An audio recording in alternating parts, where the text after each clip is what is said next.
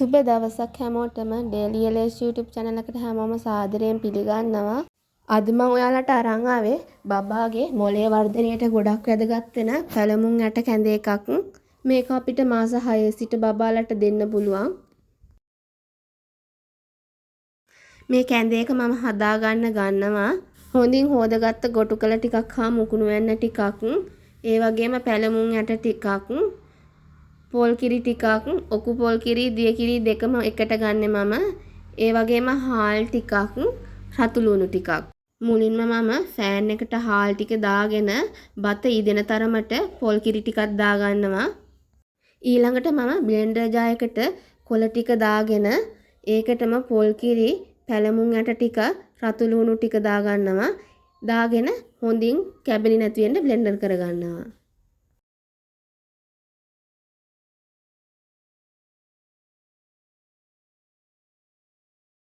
ඊළඟට මම ඉදීගෙන එන බත් එකටම බ්ලෙන්ඩර් කරගත්ත කොළ ටික එකතු කරගන්නවා.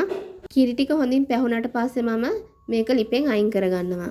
ඔයාලට ඉන්නේ අවුරුද්දකට වැඩි බබෙක් නම් මේකට ලුණු චුට්ටක් එකතු කරගත්තට කමක් නැහැ. මේ තමයි මම මගේ බබාට හදාගත්ත පැලමුන් කැඳ එක. පැලමුන් කියන්නේ බබාගේ මොළයේ වර්ධනයට වගේම බබාගේ වර ඉක්මනට වැඩි කරගන්නත් පහසු වන ධාන්‍ය වර්ගයක්. ඔයාලට පුළුවන් මේක බබාලගේ උදේ ආහාර වේලකට පහසුවෙන් හදලා දෙන්න. ඔයාලට මේ වගේ අලුත් වීඩියෝ බලන්න කැමති නම් මගේ channel එක subscribe කරලා තියාගන්න. ඒ වගේම තව කෙනෙක්ට බලන්න share කරන්න. ගිහින් එන්න සුබ දවසක් හැමෝටම.